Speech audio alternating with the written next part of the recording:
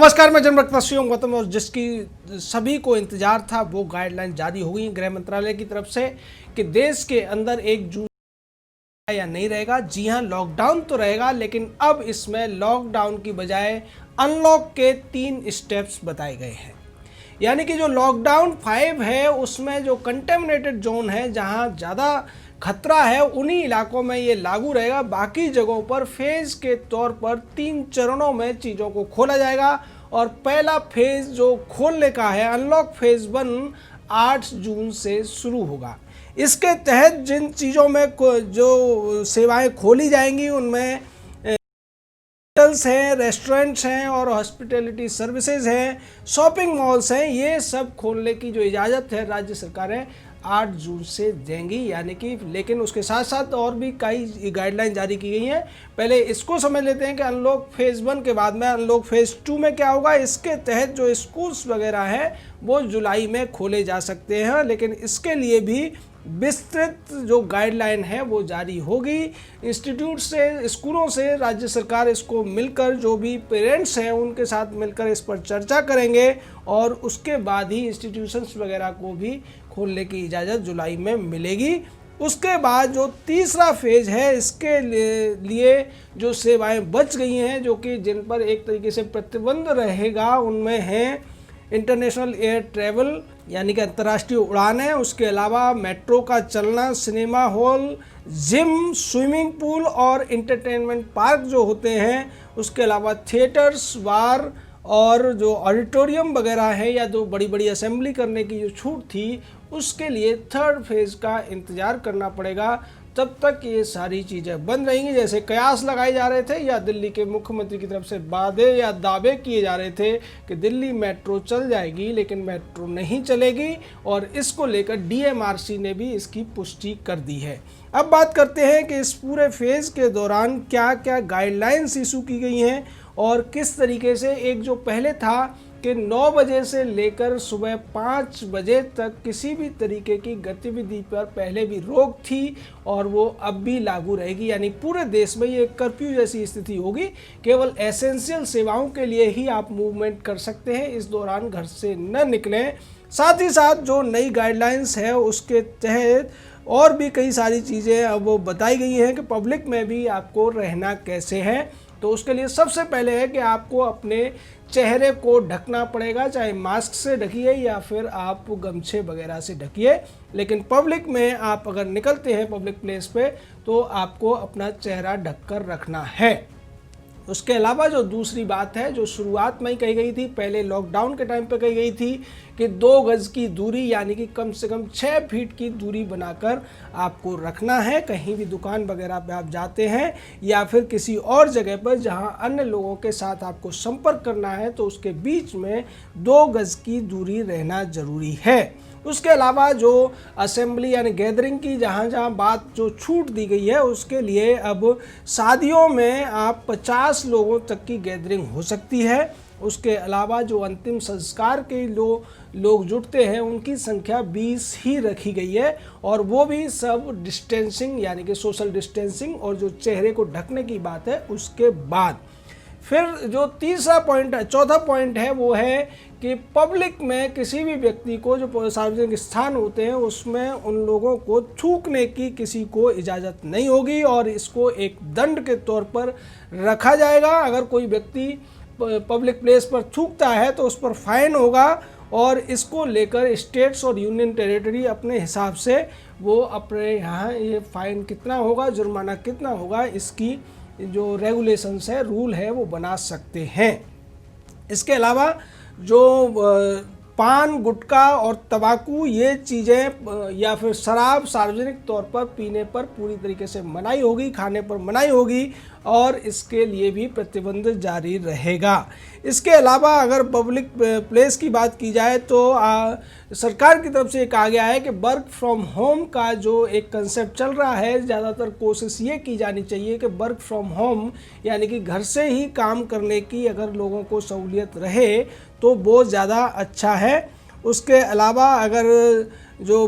काम करना ही पड़ता है तो ऑफिसेज़ के अंदर या मार्केट प्लेस पर या दूसरी जगहों पर जो कॉमर्शियल एक्टिविटीज़ होंगी उनमें भी जो बाकी की गाइडलाइंस हैं उनके पूरी तरीके से ध्यान रखे जाने की ज़रूरत है। स्क्रीनिंग और हाइजीनिंग, यानी कि अगर आप कहीं फैक्ट्री में किसी को बुलाते हैं, कहीं आते हैं, तो बार बार लोगों को सैनिटाइज करने की या बार बार ऐसी चीज़ों को सैनिटाइज करने की ज़रूरत है, चाहे वो दरवाज़ा है, एंट्री पॉइंट है, कुर्सी मेज़ हैं। अगर उसको एक से ज़्यादा व्यक्ति यूज कर रहे हैं तो उसको बार बार सैनिटाइज करने की, हैंड वॉश करने की, ये भी एसओपी जारी की जाएगी और हर इंस्टीट्यूट इसका ध्यान रखेगा कि इसका पालन हो रहा है कि नहीं हो रहा है।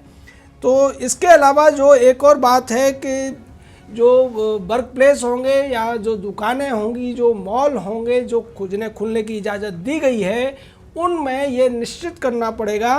कि लोगों के बीच में डिस्टेंसिंग बनी रहे और एक दुकान पर 5 से ज़्यादा आदमी एक बार में नहीं हो सकते, दुकानों में दूरी रहनी चाहिए। और निश्चित तौर पर वो सारी जो गाइडलाइंस पहले बताई गई थी कि छोटे बच्चों का, गर्भवती महिलाओं का या बुजुर्गों का जो घर से निकलना है वो गैर ज़रूरी स्थिति में नहीं होना चाहिए, क्योंकि अभी भी चूँकि ये खतरा बना हुआ है, केसेस बढ़ रहे हैं, तो केवल जो लोगों के लिए ज़रूरी है वही लोग बाहर निकले और बाकी जो कंटेमिनेटेड जोन है वहाँ पर पूरी तरीके से पहले की तरह प्रतिबंध लागू रहेंगे हर चीज़ पर। उसके अलावा राज्य और यूनियन टेरिटरीज़ को ये छूट होगी कि वो कंटेमिनेटेड जोन के अलावा बफरिंग जोन भी बना सकते हैं,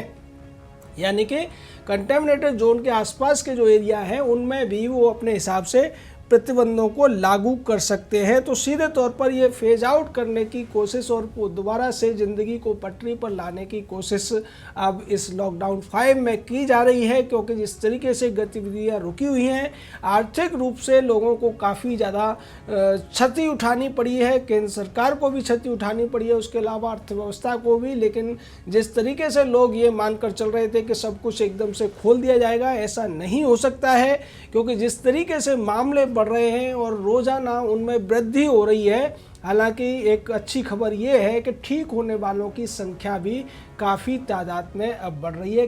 ठीक होने वालों का प्रतिशत भी बढ़ रहा है, लेकिन ज़िंदगी के ऊपर जो खतरा है वो ज़्यादा महत्व रखता है केंद्र सरकार के लिए या राज्यों की सरकारों के लिए। और इसीलिए लॉकडाउन 5 की ये गाइडलाइंस जारी की गई हैं। स्कूलों के लिए स्पष्ट कर दिया गया है कि जुलाई से पहले उन्हें खोलने की इजाज़त नहीं है, जुलाई में वो खोलने के लिए अपनी प्रक्रिया शुरू कर सकते हैं, जो कि फेज़ 2 में आएगा। और जो बड़े बड़े बार वगैरह हैं, जिम हैं जहाँ पर ज़्यादा भीड़ जुटती है, या फिर रेस्टोरेंट हैं, जो बड़े रेस्टोरेंट हैं जहाँ भीड़ जुटती है, या दूसरे तरीके के एंटरटेनमेंट, सिनेमा हॉल वगैरह ऐसी चीज़ें हैं, इनके लिए फेज़ 3 को रखा गया है। तो उम्मीद है कि फेज़ 3 की जब बात होगी जुलाई में, जब दोबारा से गाइडलाइंस आएंगी, तो उनमें इसकी कुछ छूट मिल सकती है। उसके अलावा एक और चीज़ है कि रेलवे की इसमें कोई जिक्र नहीं है, यानी कि अभी केवल स्पेशल ट्रेनें ही चलेंगी। जो रेलवे का पूरी तरीके से यातायात है उसको लेकर अभी किसी तरीके का संदेश नहीं मिला है। तो जो लोग अफवाहें फैलाएं, उन अफवाहों से भी दूर रहे कि क्या क्या खुल गया है। जो गाइडलाइंस में आया है वही चीज़ों पर ज़्यादा ध्यान देने की ज़रूरत है। और ये भी ज़रूरी है कि दूरी बनाए रखी जाए, लोगों के बीच में बहुत ज़्यादा घुलने मिलने की कोशिश न करें, क्योंकि खतरा नहीं टला है, चीज़ें खुल ज़रूर रही हैं। स्थिति अभी भी वही है जहां पहले फेज़ में थी, यानी कि बीमारी से खतरा उतना ही है, बीमारी उतनी ही भयानक है और अभी भी इलाज की जो संभावना है वो बहुत कम है। तो ऐसी स्थिति में सबसे बड़ा जो इलाज है वो बचाव है, और बचाव करते हुए ही सबको रहना है। अपना भी बचाव करें, दूसरों का भी बचाव करें। और इस मामले में जिस तरीके से कुछ लोगों ने, राजनीतिक लोगों ने या प्रशासनिक पदों पर बैठे हुए लोगों ने भी लोगों को गुमराह करने की कोशिश की थी, जैसा कि दिल्ली के मुख्यमंत्री और उप मुख्यमंत्री ने, पहले उप मुख्यमंत्री ने ये कहा कि ये छुआछूत की बीमारी नहीं है, और आज मुख्यमंत्री ने कहा कि कोरोना से 4 कदम आगे हैं हम। तो ऐसा नहीं है। दिल्ली के मुख्यमंत्री अरविंद केजरीवाल अमेरिका से ज़्यादा एडवांस नहीं है, और ना ही दिल्ली की जो स्वास्थ्य सुविधाएं हैं वो इटली से ज़्यादा अच्छी है। तो इसलिए इस तरीके के दावे करके लोगों को गुमराह करने की कोशिश न करें और लोगों को इस बीमारी के प्रति लापरवाह बनाने की कोशिश न करें। आज भी ये बीमारी उतनी ही ज़्यादा खतरनाक है और इसकी जो टीका है वो अभी दुनिया में नहीं बना है, हालांकि प्रक्रिया कम से कम 15 जगहों पर चल रही है। तो इस स्थिति में जो सबसे ज़्यादा महत्वपूर्ण है वो है प्रिकॉशंस, और सरकार ने जो निर्देश जारी किए हैं, उसके अलावा जो स्टेट गवर्नेंस को भी कहा गया है या इंस्टीट्यूशंस को भी कहा गया है कि आप विशेष कार्यविधि योजना भी बनाइए जिससे कि लोगों को उसके अनुसार आप मॉनिटर कर सकें, अनुशासित कर सकें, क्योंकि इसमें अनुशासन सबसे ज़्यादा महत्वपूर्ण है। अगर आप ये सोचें कि पुलिस नहीं देख रही है या अथॉरिटी वाले नहीं हैं तो आप कहीं पर थूकना शुरू कर दें, या कोई व्यक्ति ऐसा करता है तो आप उसको मना कर सकते हैं, क्योंकि इससे बीमारी फैलने का जो खतरा है वो ज़्यादा बढ़ जाता है। कोरोना का जो वायरस है वो 7-8 घंटे से लेकर 24-24 घंटे तक जिंदा रह सकता है कुछ जगहों पे। अभी हालांकि गर्मी तेज़ पड़ने लगी है, उसके बावजूद इससे जितना ज़्यादा बचाव हो सकता है, जितनी ज़्यादा एहतियात बरती जा सकती है उतनी ज़्यादा ज़रूरी है, क्योंकि भारत के एक एक नागरिक की ज़िंदगी हम सब के लिए बहुत ज़्यादा